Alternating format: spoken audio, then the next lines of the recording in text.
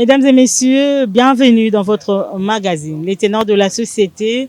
Nous recevons pour vous en séjour Monsieur Moïse Balagizi, qui est également un acteur de la société civile, également un membre de l'ECOSEC. Nous aurons le détail tout à l'heure avec lui.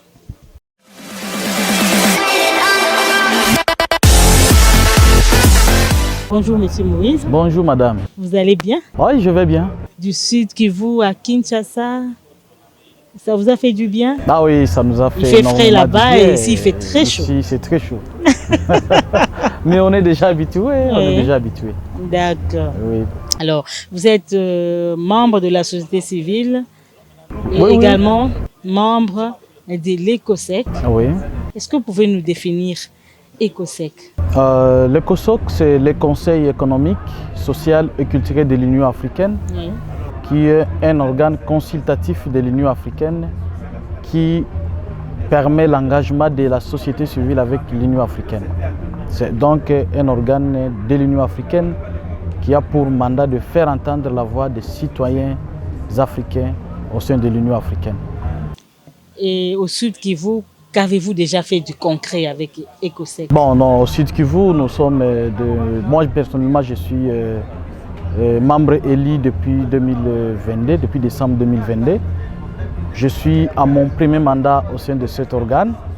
Mais déjà, Premier mandat en tant que représentant permanent de la société civile congolaise, de la République démocratique du Congo, Ok. au sein de l'Assemblée générale permanente, mais également en tant que représentant de l'Afrique centrale au sein du comité de vérification des pouvoirs. Et que donc nous sommes en train de travailler sur le renforcement de l'engagement de la société civile de la RDC avec l'Union africaine. Et je peux dire que nous travaillons également pour faire avancer l'agenda 2063 de l'Union africaine qui, dans sa première aspiration, veut la participation des citoyens, mais aussi des populations au niveau local. C'est donc une occasion unique pour la société civile de faire entendre les voix de la communauté au niveau de la base, mais également de vouloir forger un partenariat entre la société civile et le gouvernement. C'est donc un cadre beaucoup plus inclusif qui permet à ce que les desiderata de la population au niveau de la base sont pris en compte dans l'élaboration des politiques publiques au niveau national, mais également au niveau de l'Union africaine, surtout en ce qui concerne l'agenda 2063 de l'Union africaine. Là, c'est parmi vos objectifs. Effectivement. Mais dans la praticabilité des choses, est-ce que la jeunesse est en relation avec vous? Mais oui, d'abord moi-même je suis l'un des fruits de la jeunesse congolaise parce que je suis parmi les rares jeunes congolais à être élus dans cet organe de l'Union africaine.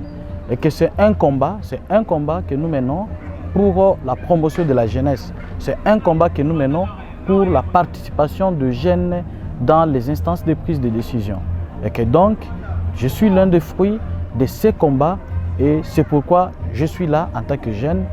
Je peux me féliciter de ça, de ces combats.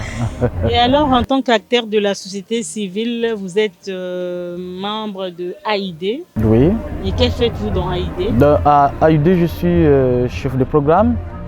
Nous travaillons pour aider les communautés locales affectées par les conflits à l'Est.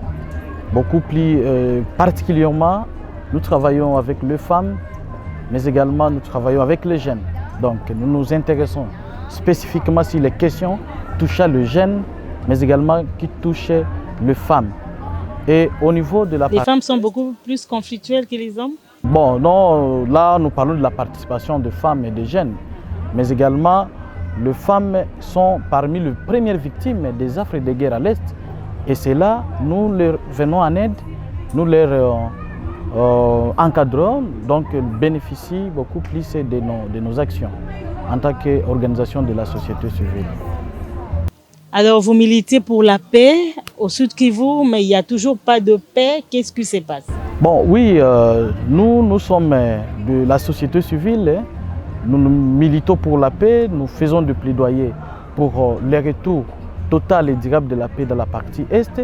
C'est pourquoi nous, dans nos actions de plaidoyer, nous mobilisons le gouvernement à déployer beaucoup plus de ressources pour restaurer la paix dans la partie Est. Et sans la paix, vous savez, il n'y a pas de développement. C'est pourquoi nous nous intéressons sur les questions de paix et de stabilité de la partie Est, parce que tant que nous n'avons pas la paix à l'Est, on ne peut pas obtenir le développement. Donc, la paix est primordiale. Et c'est pourquoi nous, dans nos actions, toujours nous interpellons les autorités congolaises à prendre ses responsabilités vis-à-vis de ce qui se passe à l'Est. Donc, la population est fatiguée, les femmes sont violées du jour au lendemain. Nous avons des déplacés ici et là dans des conditions tragiques. Et ces déplacés sont-ils pris en charge? Non, non, vous savez, les conditions humanitaires dans lesquelles vivent les déplacés à l'Est, c'est vraiment des conditions humaines. Il y a humaines, des organisations internationales qui sont là. Mais bien sûr, mais elles n'arrivent pas à couvrir tous les besoins. Les nombres ici importants. Et toujours, il y a toujours la guerre. Vous savez, nous sommes agressés par les Rwandais, ce qui fait que de plus en plus, il y a des déplacés qui s'augmentent et que ni le gouvernement n'arrive pas à couvrir les besoins humanitaires, ni les organisations internationales parfois se retrouvent débordées avec l'assistance humanitaire. Donc nous, on n'a pas besoin de aide, on a besoin de la paix, on a besoin que le gouvernement emploie toutes ses ressources pour faire retourner les déplacés dans leur village, dans leur localité. C'est tout ce que nous voulons. Donc, c'est pourquoi nous pensons qu'il faut que le gouvernement, en tout cas, s'implique à renforcer, n'est-ce pas, notre armée. Vous pensez que le gouvernement, jusque-là, ne s'est jamais impliqué? Mais bien sûr, nous saluons toujours, chaque jour, les efforts du gouvernement. Et pour le moment, en tout cas, je dois apprécier l'engagement du président de la République et de tout son gouvernement visant la restauration de la paix à l'Est.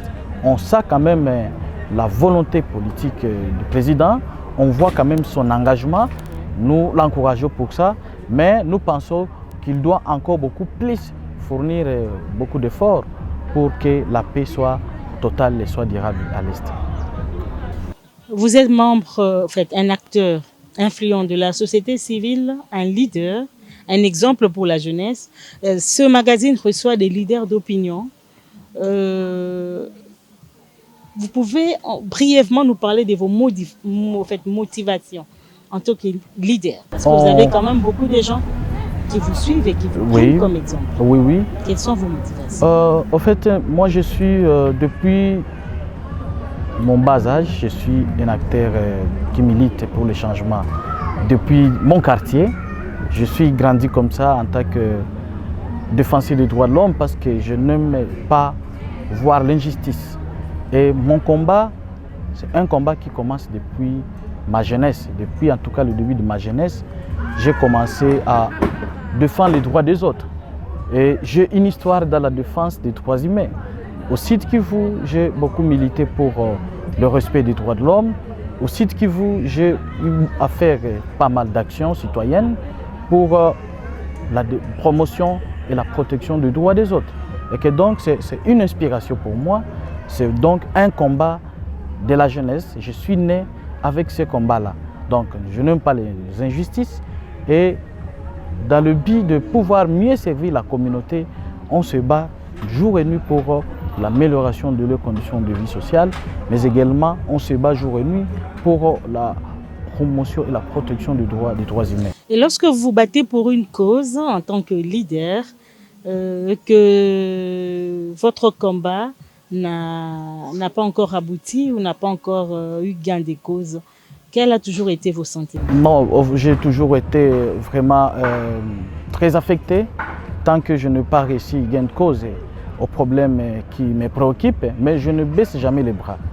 Tant que je n'ai pas obtenu de résultats escomptés, je me bats toujours, j'emploie toutes mes ressources, je mène des lobbying, je fais des plaidoyers jusqu'à ce que la population se retrouve. Donc. Est-ce que vous pouvez lancer un message à la jeunesse qui vous suit en ce moment par rapport à tout ce que vous venez de nous dire? Oui, à toute la jeunesse qui me suit, en tout cas, je ne peux que les encourager, je ne peux que les inviter à combattre les antivaleurs. Parce que nous, les jeunes, nous sommes l'espoir d'aujourd'hui et non l'espoir de demain. Donc, les jeunes que nous sommes, nous devons jouer et non notre de demain. Responsabilité maintenant. Pas question d'attendre demain, comme les vieux politiciens nous disent que non, vous les jeunes, vous êtes l'espoir de demain. C'est pour vous endormir. Entre-temps, ils sont en train de détruire le pays. Et nous, maintenant, on va relever quoi?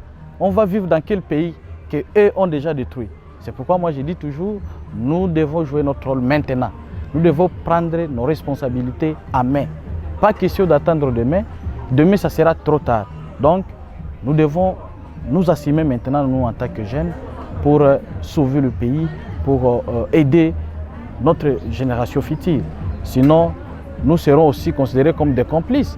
Si nous voyons le mal et que si nous n'agissons pas maintenant, nous serons considérés comme des complices. Agir pour vous veut dire quoi exactement? Parce qu'on n'aimerait pas voir demain la jeunesse dans la rue avec des bâtons à la main.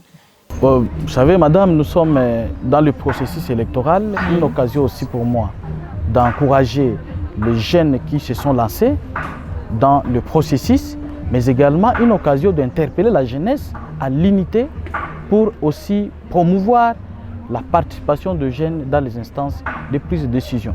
On a besoin de jeunes au Parlement, on a besoin de jeunes dans les institutions, parce que nous sommes capables d'influencer un changement. On n'a plus besoin de vieux là qui, au Parlement, vous les voyez toujours dormir du début jusqu'à la fin de la plénière. Nous avons besoin de jeunes dynamiques, susceptibles d'influencer un changement. Vous voulez le rajeunissement du Parlement? Nous voulons le rajeunissement de la classe politique dans son ensemble. La classe politique dans son ensemble. Dans son ensemble. Tout à fait. Donc c'est par là qu'on doit commencer. Nous ne pouvons pas agir si nous n'avons pas la force d'agir, si nous n'avons pas le pouvoir d'agir. Donc nous devons d'abord commencer par nous battre pour avoir le pouvoir d'agir et puis on va agir. Comment trouvez-vous le processus électoral? Bon, je vois le processus qui avance très bien. Une occasion également pour encourager les autorités de la CENI pour leur engagement à nous organiser des élections crédibles, transparentes et apaisées. C'est vraiment une occasion pour moi de mobiliser toute la population congolaise autour de ce processus parce que c'est vraiment notre destin qui est mis en jeu. C'est une occasion pour nous de s'approprier le processus électoral. C'est une question pour nous d'être vigilants. C'est une question pour nous de comprendre qu'aujourd'hui ou jamais. Donc, le processus, je l'encourage. J'apprécie les efforts qui sont déployés par le gouvernement congolais pour l'organisation des élections le 20 décembre. Et je mobilise toute la population congolaise à s'exercer dans ce processus démocratique. Et rapidement, si vous pouvez également dire à cette même population que vous vous sensibilisez, comment voter? Voter est utile ou pas? Voter est utile, c'est ça, parce que nous ne devons pas oublier qu'une voix que nous donnons aujourd'hui peut changer l'avenir de notre pays. Une seule voix peut changer l'avenir de notre pays. Donc, nous, la population, devons être vigilants. Nous ne devons plus céder aux manœuvres de certains escrocs politiques qui viennent nous escroquer et après, ils disparaissent et après, ils commencent à nous injurier, à nous insulter. C'est le moment de nous choisir des dirigeants que nous voulons. C'est le moment de nous choisir des dirigeants capables de plaider la cause de nos populations. Donc, nous ne devons plus céder à de petites choses, surtout la jeunesse qui est parfois manipulée par ces escrocs politiques. Donc, c'est le temps à la jeunesse d'être un peu éveillée et de comprendre que ce n'est plus le temps pour nous d'être manipulés par ces politiciens. Donc, votons utile, choisissons des candidats qu'il faut à la place qu'il faut et ça sera pour l'intérêt de notre pays dans son ensemble. En tout cas, je pense que nous sommes à la fin de notre émission.